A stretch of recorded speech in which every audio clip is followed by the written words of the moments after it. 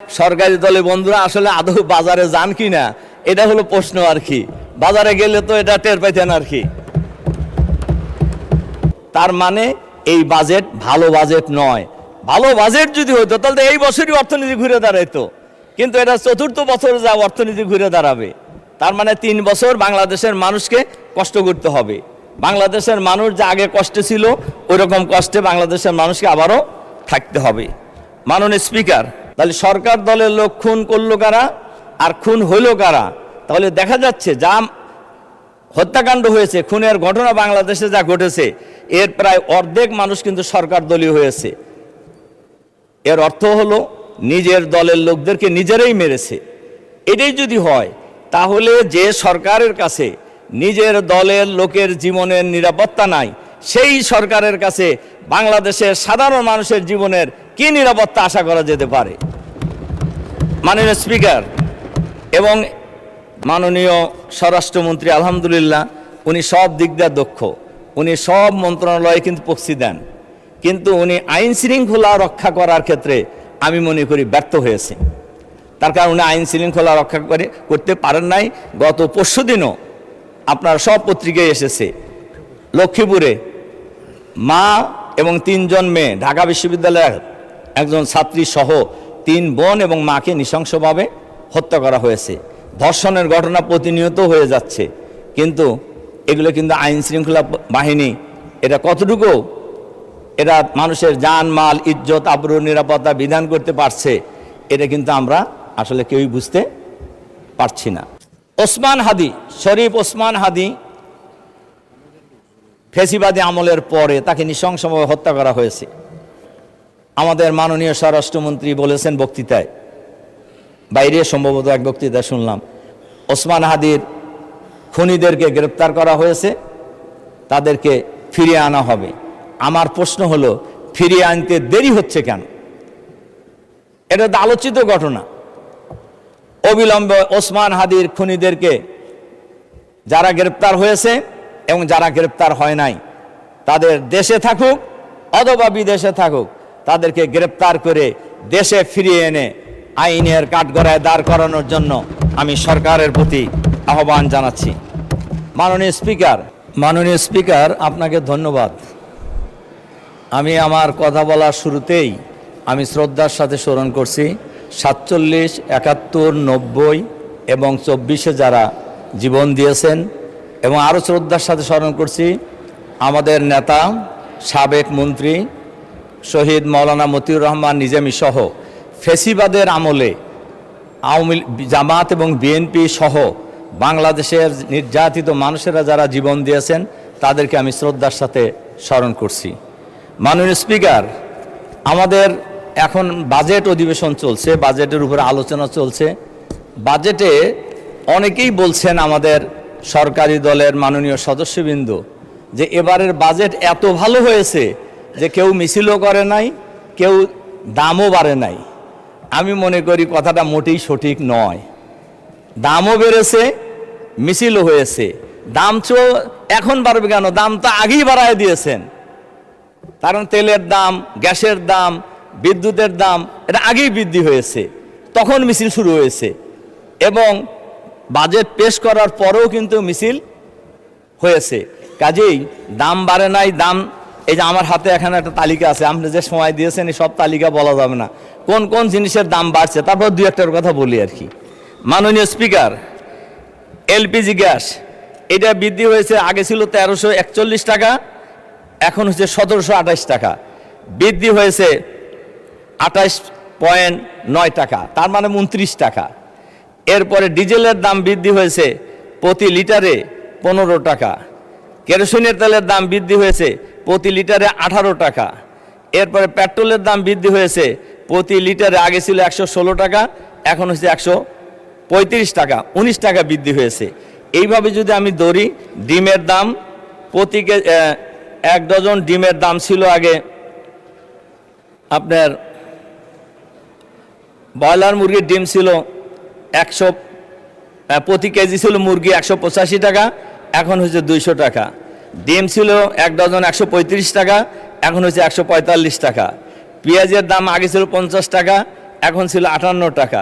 সোনালী মুরগি প্রতি কেজি ছিল 300 টাকা, এখন 400 টাকা। এখন আমাদের সরকারি দলে বন্ধুরা আসলে আদৌ বাজারে যান কি না, এটা হলো প্রশ্ন আর কি। বাজারে গেলে তো এটা টের পাইতেন আর কি।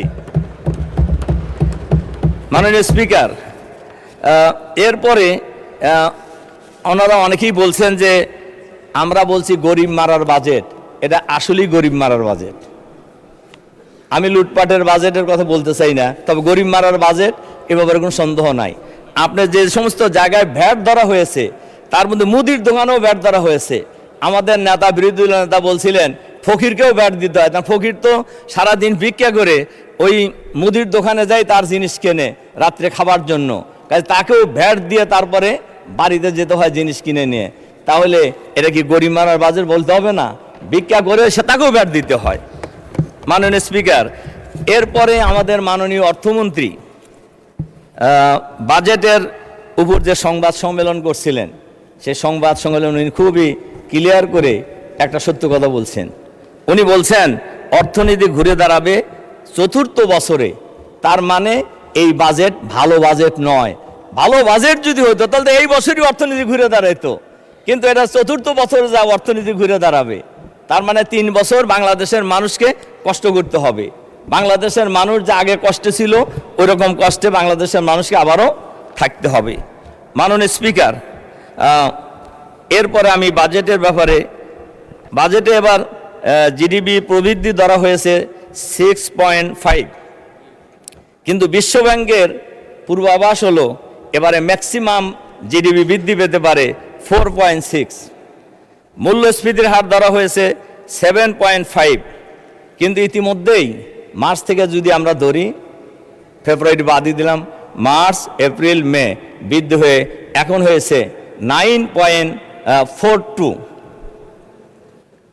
তাহলে আমাদের যে জিডিপি এবং মুদ্রাস্ফীতির যে হার ধরা হয়েছে এটা কিন্তু ইতিমধ্যেই ফেল করেছে। কাজেই এটা যে জনবান্ধব বাজেট এটা বলার কোনো সুযোগ এখানে নাই। মাননীয় স্পিকার, এবছরে এডিবির, যেটা গত 1 বছরে 11 মাসে এডিবির বাস্তবায়ন হয়েছে 48.23%। 1 মাসে 1 লাখ কোটি টাকা ব্যয়ের চাপ, উন্নয়ন খরচে বড় স্থবিরতা, বেশ কয়েকটি মন্ত্রণালয় বরাদ্দের 1/3 ব্যয় করতে পারেননি। তাহলে যদি উন্নয়ন বরাদ্দ যদি বাস্তবায়িত হয় 48.23%, তাহলে 51%-এরও বেশি কিন্তু এখনো অবাস্তবায়িত রয়ে গেছে। কিন্তু মাস বাকি আছে কয়টা? এটা হলো 11 মাসের রিপোর্ট, 1 মাস। তাহলে 1 মাসে এই টাকা কিভাবে বরাদ্দ হবে? এবং এই যে তড়িঘড়ি করে বরাদ্দ, এই জায়গায় অফিসে, আদালত থেকে শুরু করে সর্বত্রই লুটপাট হবে। এবং এই না হলে লুটপাট না করলে এত টাকা খরচ করবে কীভাবে? 11 মাসে 48% খরচ হয়েছে, আর 1 মাসে 51-52% খরচ হবে কিসের ভিত্তিতে? মাননীয় স্পিকার, সুতরাং এই বাজেট আসলে জনবান্ধব নয়, এটা আমরা বলতে পারি। মাননীয় স্পিকার, বাংলাদেশের বর্তমানে যে অবস্থা, আমাদের মাননীয় অর্থমন্ত্রী বাজেট পেশ করেছেন, কিন্তু বাংলাদেশের মানুষের উপর যে হিউজ পরিমাণ ঋণ রয়েছে এই ব্যাপারে কিন্তু কোনো কথা উনি বলেন নাই। শুধুমাত্র কেন্দ্রীয় ব্যাংকের তথ্য মতে মোট খেলাপি ঋণের পরিমাণ দাঁড়িয়েছে 5,88,704 কোটি টাকা, যা মোট ঋণের 32%, 26% টাকা। এটার বিরাট ব্যাপার। অথচ আপনার 3% কম খেলাপি ঋণ এমন ব্যাংকের সংখ্যা খুবই কম। কেবলমাত্র খেলাপি ঋণের কারণে ব্যাংকগুলো ঝুঁকির মাত্রা বেড়েছে। 3% কম হলেই বিদেশিরা এটাকে ঝুঁকিপূর্ণ মনে করে, আর এখানে আমাদের এখন 32.26% আসলে ঋণের মোট ঘাটতি কিন্তু রয়েছে, সমান খেলাপি ঋণ রয়েছে, যেটা 2009 সালের জানুয়ারিতে আওয়ামী লীগ যখন ক্ষমতায় আসে এর আগে আমাদের 4 দলীয় জোট সরকারের পরে ব্যাংকের খেলাপি ঋণের পরিমাণ ছিল মাত্র 22,000 কোটি টাকা, 22,481 কোটি টাকা। কিন্তু এখন ব্যাংকে খেলাপি ঋণের পরিমাণ দাঁড়িয়েছে 5,88,704 কোটি টাকা। তাহলে দেখা যাচ্ছে এই টাইমে খেলাপি ঋণের পরিমাণ কিন্তু ব্যাপকভাবে বৃদ্ধি হয়েছে। কিন্তু এই ব্যাপারে বাজেটের কিন্তু এই খেলাপি ঋণের ব্যাপারে আসলে তেমন কোনো তথ্য আমরা পাইনি। মাননীয় স্পিকার,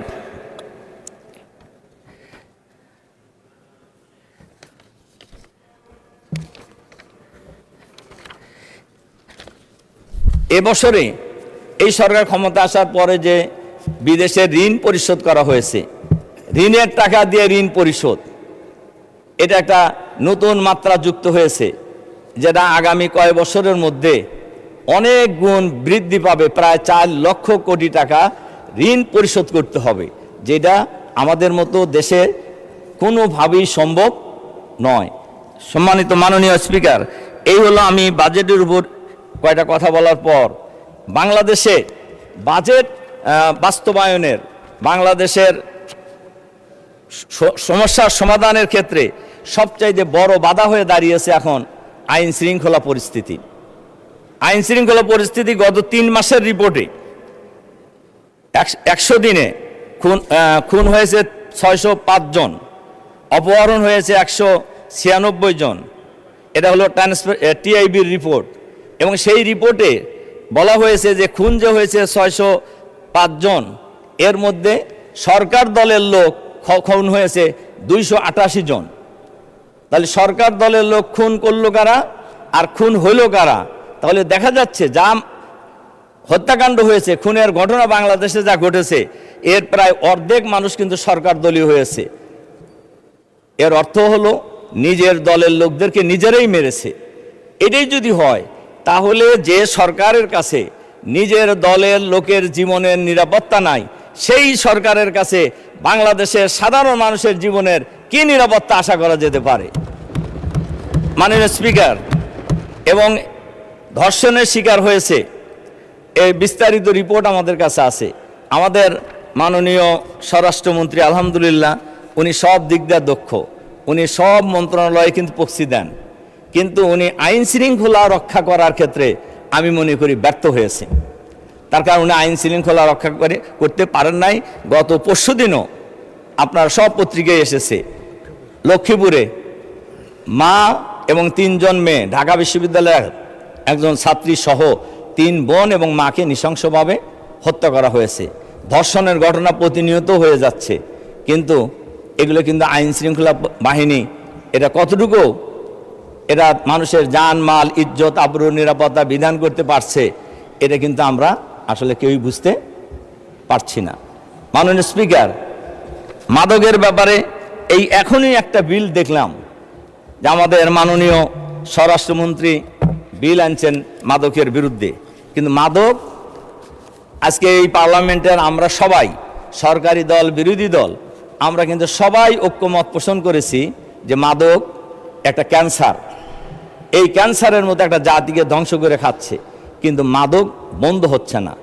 মাদক সেবী এবং মাদক সেবীর সংখ্যা এখন একটা রিপোর্ট অনুযায়ী 83 লাখ, এর সিংহভাগই হলো যুবক। কাজেই দেরিতে হলেও আমাদের মাননীয় স্বরাষ্ট্রমন্ত্রী মাদকের বিরুদ্ধে বিল আনছেন। আমরা আশা করব এই বিল বাস্তবায়নের মধ্য দিয়ে, আইন পাশ করার মধ্য দিয়ে বাংলাদেশের মাঠে থেকে মাদক চিরতরে বিদায় নেবে ইনশাআল্লাহ। নেওয়া উচিত।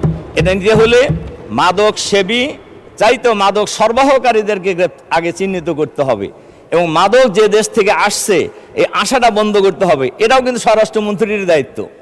তাহলে দেখা যাচ্ছে আইন শৃঙ্খলা পরিস্থিতির অবনতি হয়েছে মারাত্মকভাবে, দেশে কোনো আইন শৃঙ্খলা নাই, আবার মাদকের সয়লাভও হয়েছে, কিন্তু এটাও কিন্তু স্বরাষ্ট্রমন্ত্রীর সাথেই রিলেটেড।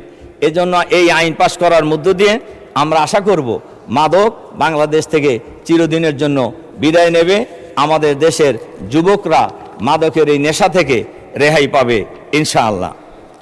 মাননীয় স্পিকার, একটা কথা আমরা আগেও বলেছি এবং বলতেই হবে, সেটা হলো গণভোটের রায় বাস্তবায়ন করা। তার কারণ গণভোটের রায় বাস্তবায়ন করা, গণভোট দিয়েছে বাংলাদেশের শতকরা প্রায় 70% মানুষ। এবং আমরা সব দল মিলেই ঐক্যমত কমিশনে আমরা সবাই একমত হয়েছি সংস্কারের জন্য। এবং কি কি সংস্কার হয়েছে এটা গণভোটের সময় পাবলিকলি জানানো হয়েছে এবং তার ভিত্তিতে মানুষ ভোট দিয়েছে। এবং কিন্তু আমরা লক্ষ্য করছি এই গণভোট এই পার্লামেন্টে সংখ্যাগরিষ্ঠতার জোরে বাতিল করা হয়েছে। কিন্তু বাংলাদেশের মানুষ ওনারা বলেছেন যে সংবিধানের সাথে সাংঘর্ষিক, একথা মোটেই সঠিক নয়। তার কারণ শহীদ প্রেসিডেন্ট জিয়াউর রহমান সাহেবের সময় গণভোট হয়েছে, এরশাদ সাহেবের সময় গণভোট হয়েছে, এরপরে বেগম খালেদা জিয়ার সময় গণভোট হয়েছে। তখন তো সংবিধানে গণভোটের কথা ছিল না। তখন ওইটা যদি কার্যকর হয়, এখন কার্যকর হইতে অসুবিধা কি? কার্যত অসুবিধা থাকার কোনো কারণ নেই। কিন্তু গণভোটে মানুষ রায় দিয়েছে। গণভোটকে পাশ কাটাইয়ে আসলে আমি গণভোটের ব্যাপারে একটা কথা বলতে চাই। আমাদের সরকার দলীয় বন্ধুরা হয়তো রাগ করবেন, রাগ করলেও বলতে হয়। কেয়ারটেকার সরকার 90-র গণ আন্দোলনে জামাত ইসলামী সহ 3 জোটের রূপরেখা ছিল। যারাই ক্ষমতায় আসবে তারা কেয়ারটেকার সরকারের বিল পার্লামেন্টে এনে সংবিধানে সংযোজন করবেন। কিন্তু আমরা লক্ষ্য করেছি জামাত ইসলামীর সমর্থন নিয়ে 91 সালে যে সরকার হয়েছিল ওনারা কিন্তু এটা করেন নাই। আন্দোলন সংগ্রামের মধ্য দিয়ে এক পর্যায়ে তড়িঘড়ি করে নির্বাচন দিয়ে 1 মাসের সরকার ছিল।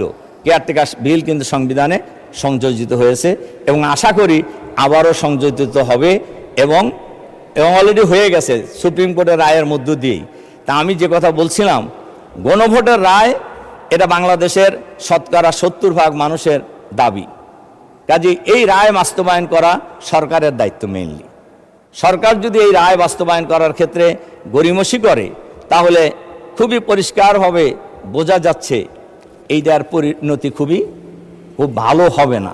তার কারণে দেশের জনগণ গণরায় দিয়েছে, গণভোটকে বিজয়ী করেছে এবং এই দেশের মানুষ গণভোট কার্যকর হোক এটা চায়। এবং আজকের এই মহান সংসদে আমি সরকারি দল, বিরোধী দল, আমি সবার উদ্দেশ্যেই বলতে চাই, এই গণভোটের রায় যদি বাস্তবায়িত হয় কারোরই তো অসুবিধা হওয়ার কথা না। আমরা তো ঐক্যমত কমিশনে সবাই ঐক্যমত হয়েই আমরা ঐক্যমত পোষণ করেছি এবং তার ভিত্তিতেই জুলাই সনদ স্বাক্ষরিত হয়েছে। জুলাই অধ্যাদেশ যতদিন পর্যন্ত কার্যকর না হবে ততদিন পর্যন্ত এ ব্যাপারে জনগণের মধ্যে একটা দ্বিধাবিভক্তি থেকেই যাবে। এজন্য আমি সরকারের কাছে অনুরোধ জানাবো অবিলম্বে এই গণভোটের রায় কার্যকর করা হোক। মাননীয় স্পিকার,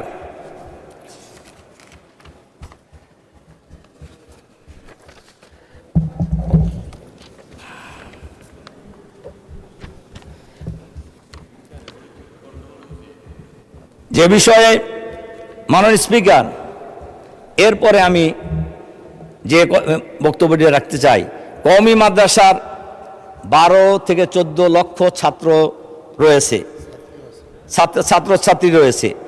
এই 12 লক্ষ 14 লক্ষ ছাত্রছাত্রীদের উন্নয়নের জন্য বাজেটে বরাদ্দ থাকতে হবে। তার কারণ, তবে এক্ষেত্রে একটা কথা বলি, ভারতে এখানে কোনো বৈষম্য করা যাবে না, বরাদ্দ থাকতে হবে। তবে হায়াতুল উলিয়া যেটা তাদের বোর্ড আছে এদের সাথে আলাপ আলোচনা করেই এই বরাদ্দ কিভাবে কাজে লাগানো যায় এ ব্যাপারে বাস্তবায়ন করতে হবে।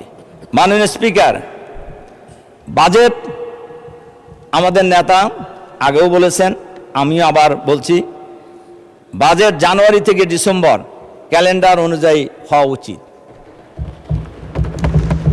এটার একটু আগেই আমি এর প্রমাণ দিয়েছি।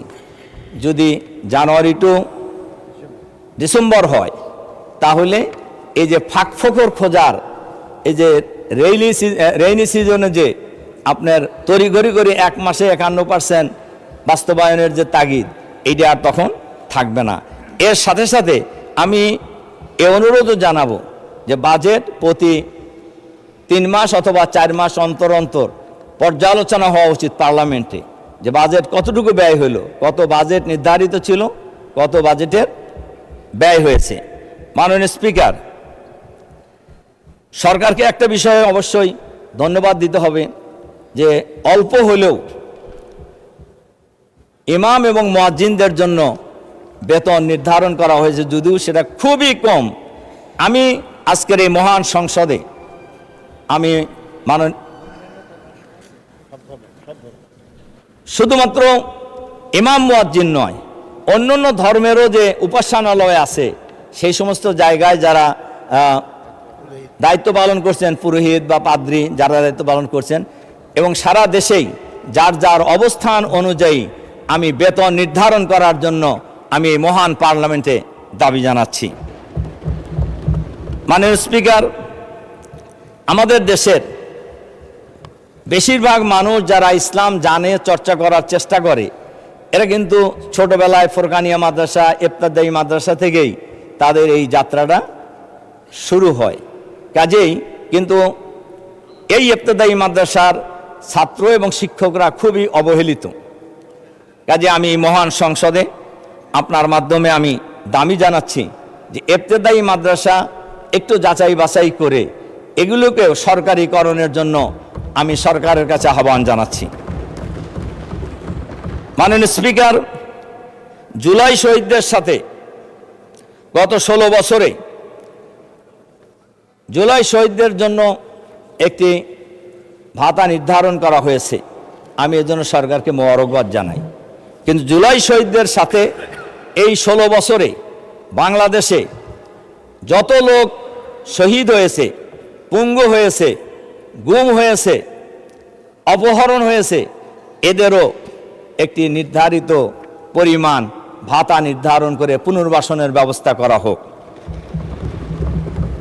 মাননীয় স্পিকার, কারিগরি শিক্ষা ব্যবস্থাকে আরও সমুন্নত করার জন্য, শক্তিশালী করার জন্য আমি মহান সংসদে আমি দাবি উত্থাপন করছি। মাননীয় স্পিকার,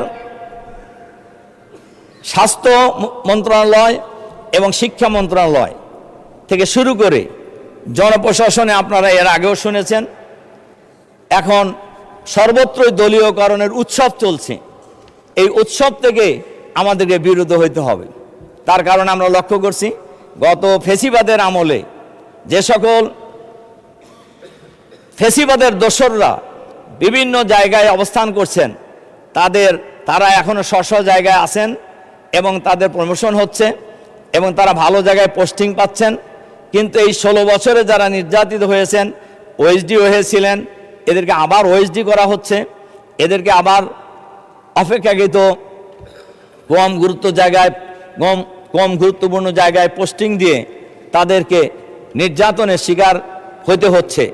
কাজেই আমি আজকের এই মহান সংসদের মাধ্যমে আমি সরকারের কাছে আহ্বান জানাবো, আমাদের শিক্ষামন্ত্রী এর আগে ছিলেন, এখন অবশ্য উনি নাই, এরপরে আমাদের স্বাস্থ্যমন্ত্রীও নাই, আমি আপনার মাধ্যমে আমি তাদেরকে অবহিত করতে চাই, আজকে সর্বত্রই যে দলীয়করণের যে উৎসব চলছে, আমরা তো এর আগেও বলেছি, এমনি জেলা পরিষদ, পৌরসভা, সিটি কর্পোরেশন, বিশ্ববিদ্যালয় সমূহ দলীয় লোকদেরকে নিয়োগ দেওয়া হয়েছে। এখন আমরা লক্ষ্য করছি প্রশাসনেও সর্বত্রই দলীয়করণ উৎসব চলছে এবং একটা বিশেষ শ্রেণীকে অবমূল্যায়ন করে, আবারও আগেও তারা নির্যাতিত ছিল, এখনও তারা নির্যাতনের শিকার হচ্ছে। এর থেকে বেরিয়ে আসার জন্য আমি সরকারের কাছে আহ্বান জানাচ্ছি। মাননীয় স্পিকার, আমরা এর সাথে সাথে আরেকটা জিনিস আমরা লক্ষ্য করছি, শেখ হাসিনা দীর্ঘ 16 বছর, প্রায় 16 বছর ফ্যাসিবাদী শাসন চালিয়েছিল। এক পর্যায়ে ছাত্র জনতার আন্দোলনের মুখে তিনি দেশ থেকে পদত্যাগ করে পালিয়ে যেতে বাধ্য হন। কিন্তু আজ পর্যন্ত সরকার, অন্তর্বর্তীকালীন সরকার এবং বর্তমান সরকারেরও 5 মাস, শেখ হাসিনা সহ ফ্যাসিবাদের দোসর যারা বিদেশে পালিয়ে গেছেন তাদেরকে গ্রেপ্তার করে দেশে আনার কোনো কার্যকর উদ্যোগ এখন পর্যন্ত গ্রহণ করে নাই। আমি মহান সংসদে আপনার মাধ্যমে আমি সরকারের কাছে আহ্বান জানাতে চাই শেখ হাসিনা সহ যারা বহু খুনের মামলার আসামি, ইতিমধ্যে তার সাজাও হয়েছে, তিনি সহ তাদেরকে ফেসিবাদের দোসর যারা ছিলেন তাদেরকে গ্রেপ্তার করে দেশে ফিরিয়ে এনে এবং বিচারের মুখোমুখি করে বিচার কার্যক্রম যত তাড়াতাড়ি সম্ভব শেষ করার জন্য আমি আপনার মাধ্যমে আহ্বান জানাচ্ছি। মাননীয় স্পিকার, ওসমান হাদি, শরীফ ওসমান হাদি ফেসিবাদী আমলের পরে তাকে নৃশংসভাবে হত্যা করা হয়েছে। আমাদের মাননীয় স্বরাষ্ট্রমন্ত্রী বলেছেন বক্তৃতায়, বাইরে সম্ভবত এক বক্তৃতায় শুনলাম, ওসমান হাদির খুনিদেরকে গ্রেপ্তার করা হয়েছে, তাদেরকে ফিরিয়ে আনা হবে। আমার প্রশ্ন হলো, ফিরিয়ে আনতে দেরি হচ্ছে কেন? এটা তো আলোচিত ঘটনা। অবিলম্বে ওসমান হাদির খুনিদেরকে, যারা গ্রেপ্তার হয়েছে এবং যারা গ্রেপ্তার হয় নাই, তাদের দেশে থাকুক অথবা বিদেশে থাকুক, তাদেরকে গ্রেপ্তার করে দেশে ফিরিয়ে এনে আইনের কাঠগড়ায় দাঁড় করানোর জন্য আমি সরকারের প্রতি আহ্বান জানাচ্ছি। মাননীয় স্পিকার, আমরা যদি সব মিলে যদি চিন্তা করি, তাহলে আমাদের এই বাংলাদেশ একটি সুন্দর বাংলাদেশ। এই বাংলাদেশে এখন বড় সমস্যা হলো দুর্নীতি, কিন্তু দুর্নীতি বন্ধ করার জন্য কার্যকর কোনো উদ্যোগ গ্রহণ করা হয় নাই। দুর্নীতি কমিশন এখন পর্যন্ত গঠন করা হয় নাই, গুম কমিশন এখন পর্যন্ত গঠন করা হয় নাই, অথচ এগুলো সবই কিন্তু ছিল, কিন্তু এগুলিকে এরা পদত্যাগ করেছে সরকারের সিদ্ধান্তের কারণেই, অথবা সরকারের সিদ্ধান্তের প্রতি তারা প্রতিবাদ স্বরূপ তারা পদত্যাগ করেছে। মাননীয় স্পিকার, এক্ষেত্রে আমাদের মাননীয় অর্থমন্ত্রী যে বাজেট পেশ করেছেন, সেই বাজেটের মধ্যেও দুর্নীতি দমন কমিশন, খুন গুম কমিশনের ব্যাপারেও আলাদা করে কোনো বাজেট রাখা হয়েছে বলে এটা প্রতীয়মান হয় নাই। মানবাধিকার কমিশন সহ, মাননীয় স্পিকার, আমরা আজকের এই মহান সংসদে বাজেট অধিবেশনে আমরা সরকারের কাছে আহ্বান জানাবো, এই সমস্ত মানবাধিকার কমিশন, দুর্নীতি কমিশন, খুন গুম কমিশনে বাজেট বরাদ্দের জন্য আমরা আহ্বান জানাচ্ছি। মাননীয় স্পিকার, এর সাথে সাথে আমরা বাজেটের পাশাপাশি, মাননীয় স্পিকার, আরেকটা কথা বলতে হয়, দুর্নীতিমুক্ত এজন্যই করতে হবে, গত 25 সালে বাংলাদেশ থেকে টাকা পাচার হওয়ার একটা নিরাপদ রাখার জায়গা হলো সুইস ব্যাংক। সুইস ব্যাংকে 12,000 কোটিরও বেশি টাকা এই বাংলাদেশ থেকে গত 1 বছরে পাচার হয়েছে। যদি এটা কারা করলো? যদিও এটা অন্তর্বর্তীকালীন সরকারের সময় ছিল, কিন্তু এইটা বের করার দায়িত্ব বর্তমান সরকারের। কিন্তু বর্তমান সরকার এই টাকা, পাচারকৃত টাকা ফেরত আনার ব্যাপারে কি কোনো কার্যকর পদক্ষেপ গ্রহণ করেছেন? বাংলাদেশের আপনার সরকার দলীয় একজন সংসদ সদস্য, যিনি বড় অর্থনীতিবিদ, উনি বলেছেন বাংলাদেশের ব্যাংকিং ব্যবস্থার এখন বেহাল দশা, এবং ব্যাংকিং ব্যবস্থার বেহাল দশার অন্যতম কারিগর হলো এবং ব্যাংক লুটেরা এস আলম।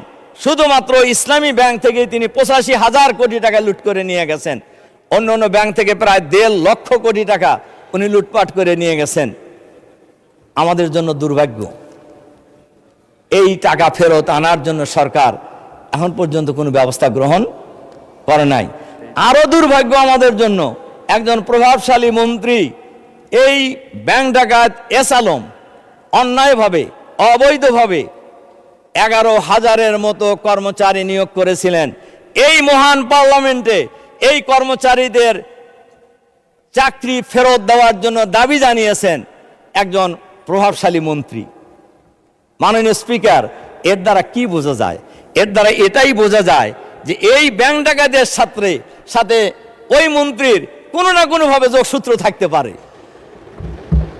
নইলে এই কর্মচারীদের আজ পর্যন্ত উনি ছাড়া আর কেউ এই চাকরি ফেরত দেওয়ার কথা বলে নাই। আমাদের নেতা, বিরোধী দলীয় নেতা এ ব্যাপারে কথা বলেছেন যে মিনিমাম নিয়মটুকু রক্ষা করে ওই চাকরি তাদেরকে দেওয়া হয় নাই। মাননীয় স্পিকার, কাজেই বর্তমান ব্যাংক কর্তৃপক্ষ তাদেরকে কিন্তু একটা সুযোগ দিয়েছিল যে আসা পরীক্ষা দেওয়ার জন্য, কিন্তু তারা সেই সুযোগ গ্রহণ করেন নাই। সুযোগ গ্রহণ তারা দুইটা কারণে করেন নাই হয়তো। একটা, তারা মনে করছেন গেলে এবারে কোনো মিনিমাম পরীক্ষা হলেও তারা পাশ করতে পারবে না, অথবা মনে করছেন যে চাকরি তাদের হয়তো সরকার তাদেরকে আবার দেখে দিয়ে দেবে। আমি মনে করি কোনোটাই একটা দেশের জন্য, ব্যাংকিং ব্যবস্থার জন্য মোটেই ভালো নয়। মাননীয় স্পিকার, কাজেই এস আলম নয়, আরও যত ব্যাংক লুটেরা আছে, আরও যত দুর্নীতিবাজ আছে, এই যে প্রায় 30 লক্ষ কোটি টাকা বাংলাদেশ থেকে বিদেশে পাচার হয়েছে, এই পাচারকৃত টাকা ফেরত আনার জন্য সরকারকে বিশেষ ব্যবস্থা গ্রহণ করার জন্য আমি আহ্বান জানাচ্ছি। এটা সরকারেরই দায়িত্ব, বিরোধী দলও পারবে না, অন্য মানুষ তো পারার প্রশ্নই আসে না। কিন্তু আমরা কিন্তু এই পর্যন্ত লক্ষ্য করছি যে এই যে 30 লক্ষ কোটি টাকা ফেরত আনার ব্যাপারে সরকার কিন্তু তেমন কোনো কার্যকর ব্যবস্থা গ্রহণ করেন নাই। এবং ওই কথা আর বলতে চাই না, অর্থমন্ত্রী নিজেই যে ঋণ খেলাপিদের কথা বলছেন, কাজেই ওটা না বলে আবার নতুন বিতর্কে যেতে চাই না। তবে আমি আপনার মাধ্যমে সরকারের কাছে এই আহ্বান জানাতে চাই, এই বাংলাদেশটা আমার, আপনার, আমাদের সবার। দুর্নীতি যে দলেরই হোক, দুর্নীতিবাজরা কোনো দলের লোক হতে পারে না। এরা দেশের শত্রু, জনগণের শত্রু, এদেরকে না বলতে হবে এবং দুর্নীতি করে পাচারকৃত টাকা এই বাংলাদেশে আবার ফেরত আনতে হবে। কাজেই আসুন আমরা সবাই মিলে গড়ি বাংলাদেশ, চাঁদাবাজ মুক্ত, সন্ত্রাস মুক্ত, দুর্নীতি মুক্ত, দখলবাজ মুক্ত, আধুনিক, মানবিক, বাসযোগ্য সুন্দর বাংলাদেশ আমরা গড়ে তুলব। এটাই হোক আমাদের অঙ্গীকার। আল্লাহ হাফেজ। আমাদের স্লোগান আপনারা শুনছেন নিশ্চয়ই, আমাদের স্লোগান এসো একসাথে গড়ি দেশ, সবার একসাথে গড়ি বাংলাদেশ। আল্লাহ হাফেজ। আসসালামু আলাইকুম রহমতুল্লাহ। অসংখ্য ধন্যবাদ মাননীয় সদস্য।